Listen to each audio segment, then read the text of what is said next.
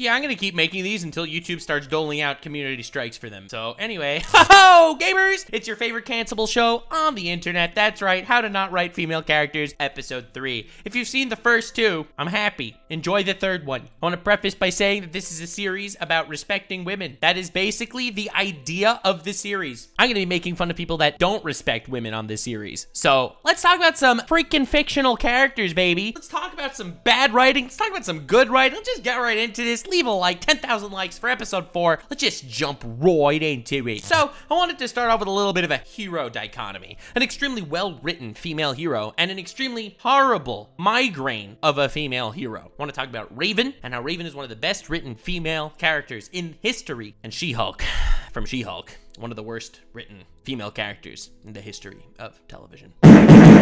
So we're just jumping right into it. Start off on a positive note because I am a man that loves preaching positivity and love and wholesomeness and care. I wanted to talk a little bit about Raven, one of the most well-written characters I've ever seen, and absolutely, without a doubt, an S-tier childhood crush waifu character. We've all seen the Rule 34. We all know why she earns that spot. Raven is a character that in the beginning of Teen Titans exhibits a lot of issues. Oh my god, a character exhibiting issues, but we have to make believe that she's a woman, she's perfect. You fool! You fell victim to one of the classic blunders. The first step of writing a good female character. Writing a good character. People just don't learn. It's nice seeing how she is the closest friends of Starfire. Starfire is this incredibly outgoing and bubbly personality, and Raven is this incredibly antisocial personality that is always locking herself into her own personal space. She'll stay in a room for hours at a time. She'll pop out to save the day with everyone else. She's a relatively grouchy person that has a very hard time interacting with everyone. Her contributions to the actual team are incredibly appreciated because she's broken. She's really freaking strong. Who would have thought Teen Titans, a show that was made like 20 years ago, where the 2 strongest of the 5 main characters are both women, and they're both well-written characters to boot. I'm probably gonna have Starfire on a future episode of How to Not Write Female Characters, talking about how she's also a well-written character, especially in the Troc episode. If you know what I'm talking about, you know what I'm talking about.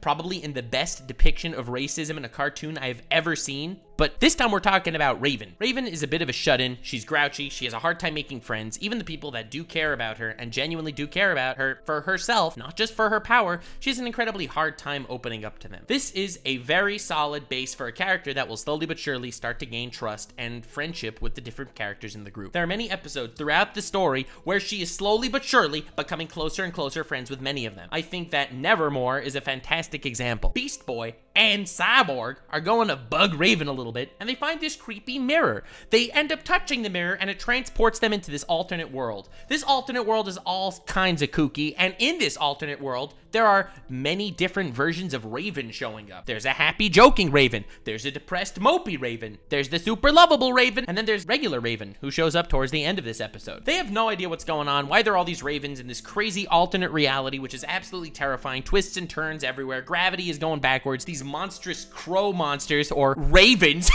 there's part of this that's just like this crazy labyrinth with these demon monsters coming to kill you and eat you. And then there's other parts of this crazy alternate universe that are just freaking Candyland, and everything is beautiful and wholesome. And it's like Willy Wonka's chocolate factory, except without the fat children. Anyway, eventually you find out that later in this crazy mirror world, there's this crazy evil demon lord monster, this crazy red giant creature that no one has any hope to defeat. It is someone that Raven has never been able to defeat in this crazy mirror world. Eventually, Raven shows up in the mirror world, says, "What the hell are you doing in this world?" They're like, "Bro, is this your home world? We know so little about Raven. We literally don't understand where she came from. She's always moping. She has crazy powers. She's human somehow, it seems, but we don't understand anything." Raven says, "No, this is not my home world. This is inside my mind." And that's when you start to really learn about Raven. There are all these different facets to Raven and all these different sides of Raven, but if she actually acts out, if she actually lets her emotions get the better of her, it'll make her powers go haywire. You see in like 2 episodes later, in that Puppet King episode where she and Starfire change bodies, Starfire, whenever she gets upset, all of a sudden she starts blowing things up all over the place because she can't control her emotions properly. Raven is forced to subdue her emotions and act in solitude and not become too friendly with people because she's afraid that that will cause her to go haywire and destroy things. You find out, literally,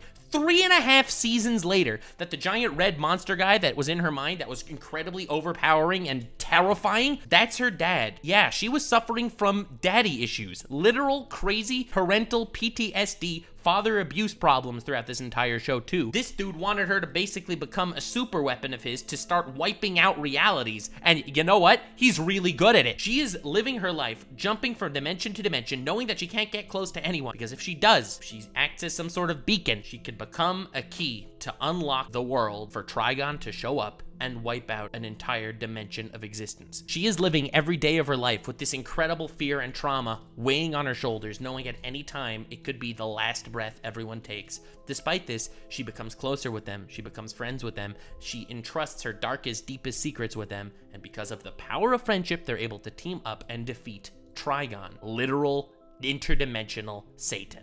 Now, that is one of the greatest character arcs you will ever see of any character ever. Raven happens to be a female character, but that is relatively irrelevant in the grand scheme of things when it comes to how powerful her character arc is, because of how cool, badass, and human she felt. She feels like a real human being, someone with their own struggles and their own turmoil that they managed to overcome. They managed to form bonds with a lot of people and use those bonds, their friendships, all their trials and tribulations and tragedy that they've gone through, all of that in order to finally manage to become more than themselves and overpower their inner demons as well as their outer demons. It's such a beautiful story. It's such a beautiful way to write a character. Really glad I got to give Raven a nice slot here, and I really wanted to put her up against one of the worst written characters of all time just to signify how massive of a difference it is between the writing of a good female character and a bad one. So we're moving on to She-Hulk now. Now that I can express to you how much I think Raven is a great character, I can express to you how bad of a character She-Hulk is in the same superhero genre. So we discussed Raven's dramatic backstory, the incredible trauma that Raven went through in her backstory and her life, and how she's gonna work with that trauma. Now, She-Hulk has trauma too. She-Hulk has trauma, why? It's not like she had powers from a young age and she was ostracized. She got powers because she was in a car crash in episode 1 of the She-Hulk show, and her blood mixed with Bruce Banner because they were cousins or something in the most cringe Naruto versus Sasuke bleeding out into each other's arms moment, and oh my god, she has Hulk powers now. So it's not the powers that gave her the struggle in the past. What was it then? Was it her career or money issues? No, in fact, it wasn't that at all. She's a very esteemed lawyer. She's a woman with a career and everyone can respect her. She's making good money. She's well respected. She's doing everything right in life. She has it all. Was she abused? Well, no, not really. You know what her trauma was? Her trauma was she's a woman. It's wild to me that they thought this was a well-written character. That anyone sat down and was like, oh my god, I thought of an amazing way to make a superhero overcome their issues. First of all, could we just acknowledge the fact how funny it is that they all got their power because she got into a car accident. She was a woman that can't drive. Like, it was it was literally playing into that stereotype. Like, how did you not see this coming? You know how Hulk's entire character arc is that, like, when he gets angry, he becomes Green Man. Green Man cannot be controlled. He's incredibly strong and stuff, and he can destroy everything, but he doesn't have control over his powers. It took movies after movies, comics after comics, volumes after volumes, stories after stories of how terrified he was of the Hulk inside him, and how if he gets triggered, he can wipe out people he actually loves and cares about because of how little control he has over Green Man. Do you realize how much character development went into the actual Hulk and the fact that he had to grapple with his powers? Well, you're probably wondering how this will affect her. You know, she's a popular lawyer and stuff. How will it affect her that if she ever gets mad, she loses control? Psych! She doesn't lose control. Yeah, when she becomes She-Hulk, she actually still has full control over herself. She's just super strong and green. Probably thinking to yourself, that makes no sense. That just goes against the entire plot. Don't worry. You think Marvel would let such a glaring error fit and remain into the plot? Of course not, as she explains to Hulk that, oh, Hulk only after gaining Hulk powers. Bruce Banner needed to start worrying about controlling his emotions and his anger. But she is a woman. She has to control herself every single day. So I'm an expert at controlling my anger because I do it infinitely more than you. Every time there could possibly be some level of difficulty that she'll need to overcome and work hard to overcome, they just give it to her because she is a woman. Her tragic backstory, she is a woman. She can control her Hulk powers because she is a woman, and she has a tragic backstory of being a woman. Where is the writing here? Where are the struggles? She ends up making this big mistake in court, right? She ends up going all hulking out. She throws a table. She stops some guy that's trying to blow shiz up, whatever. Her punishment is for acting out in some crazy way. Well, I'm sure she's gonna face repercussions to that. Her powers are probably gonna be difficult. Nope, she's offered an even better job, becoming a lawyer for superheroes, where she proceeds to do a terrible job. The story then focuses on how sad it is that she can't find a man, yet she's also constantly hating the fact that when she's sitting alone at a bar, she gets hit hit on. The story is constantly written with all of these issues and how every single problem that she needs to overcome has a fabricated problem, and it's set up that, well, society hates women, so therefore it's not like she could overcome these problems anyway. I'm gonna lose more brain cells even just talking about it. So we're gonna move on to the anime segment of how not to write a female character, and I thought this was a really interesting way to do it. We're gonna start out with a character that was poorly written. Taya Gardner from Yu-Gi-Oh! Duel Monsters. So, we all know Yu-Gi-Oh!, right? Yu-Gi-Oh! It's a show with the dude with the spiky hair. He always draws the card he needs, probably cheats, who knows. He's up against his mega rival, I don't know, Kaiba, who's this crazy billionaire Jeff Bezos dude who owns everything in the world. Apparently, he has a jet that looks like a blue eyes. Every character of relative renown in this show is a guy. Now, I know that this is a show that's marketed towards teens in Japan, so I'm not saying it's a flaw. A lot of shonen anime especially do have this thing, especially the ones that came out like 20 years ago. They don't have a lot of useful women. It's like, oh, what are you talking about? There was Rebecca, the woman that beat Yugi. Yugi literally forfeited to make her feel better. That is part of the plot. He drew Soul Release, and if he would activate the card, her Shadow Ghoul would get weaker and he would win the game. But he felt bad, so he's just like, I drew Soul Release. Oh well, I'm a simp, I forfeit. You have Mai, okay? She's known as like an actual good duelist. How does she beat Rex Raptor in the boat on the way to Duelist Kingdom? By pranking him and saying that, oh, well, I'm just better at you at drawing the right card. Meanwhile, she cheated by marking the cards. Taya, in my opinion, is the biggest offender of this entire list. She is a character that's around for the entire show, yet she did not accomplish anything of even remote value. She does not have any form of character arc whatsoever, aside from the fact that she drew a smiley face on Yugi's hand once. The extent of her power is, Yug, I believe in you! When Yug is losing, and then Yug draws the right card because he has a boner, and boners apparently help the heart of the cards a lot. You even got characters like Ishizu, who I think is a really cool character, with the power to see the future. She loses. The only duel she plays in the entire show.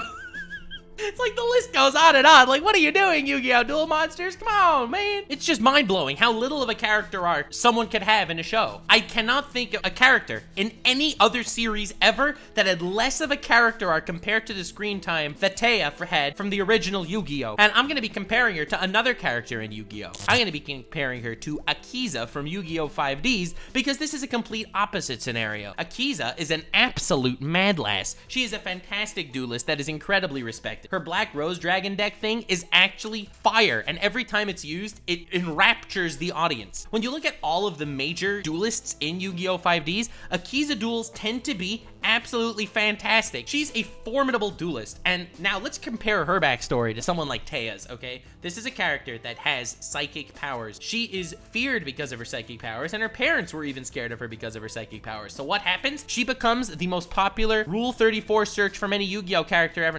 She becomes a terrifying duelist. She gets basically abused and groomed by a psychic organization where Sayer, the leader of the psychic group, is taking complete advantage of her. She has a full character arc in the span of the show. Now, the main antagonists in the first major part of Yu-Gi-Oh! 5Ds are these crazy dark signers that are trying to destroy the world and stuff and all that, all right? There's also a side antagonist, which is extremely important to the story, Sayer and his psychic organization also trying to take control of the world. Now, Yusei and Jack, the two main characters, they obviously become the two main protagonists in regard to dealing with the dark signers, the ones trying to destroy the world. However, Akiza, as a former member of the psychic organization that was saved and freed by Yusei, becomes the main protagonist when it comes to taking them down. She has a full character arc, a full progression of her character's talents. She learns how to ride a motorcycle, and she becomes a terrifying speed duelist as well. She is well renowned for her abilities, well respected. She captures the audience every time. She has massive boobs. Sorry, coughed there for a second. And she is the protagonist of an incredibly powerful and prevalent story arc in the overarching 5D's tale, going up against the psychic guys, which in my opinion was one of the coolest character arcs in the entire story. I've gone on record to say Yu-Gi-Oh! 5Ds is not only a fantastic way to say 5D's nuts in your mouth to someone who's unexpecting your incredible report, but it is also just a really great story all around. The first arc of Yu-Gi-Oh! 5Ds, like the first 60 episodes, is really damn good. It's like a damn good show on its own right. But I really wanted to use this to compare the evolution of anime in this way, where you have someone like Taya from the original Yu-Gi-Oh! Who has a ton of screen time and is one of the worst written female characters in the history of the world. And you can compare her to someone like Akiza 2 generations later as one of the best written characters in the entire series and just a really solidly written character in her own right. That's where I wanted to leave it off with today on how to not write female characters. Part 3, leave it like 10,000 likes and I'm gonna do part 4. Try not to cancel me because if I get canceled, I might double down and make even more episodes of this. Yeah, you can defend She-Hulk. Literally the world's most defensible position after Mr. Beast. Anyway, stay weird, fam.